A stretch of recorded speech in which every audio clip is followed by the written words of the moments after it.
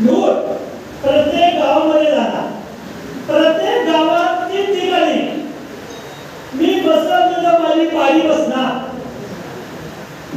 काय तुम्हाला नमस्कार करणार, मला सुद्धा करणार.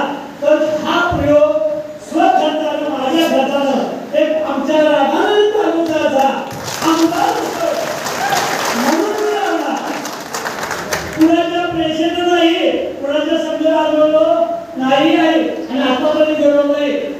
शंकर धोंडेला निवडून आल्यापासून आणि आमच्या तालुक्याचा आमदार आमच्या आणि योगायोगानं 14 पासून विचार प्रयत्न करत्या पण अजून यश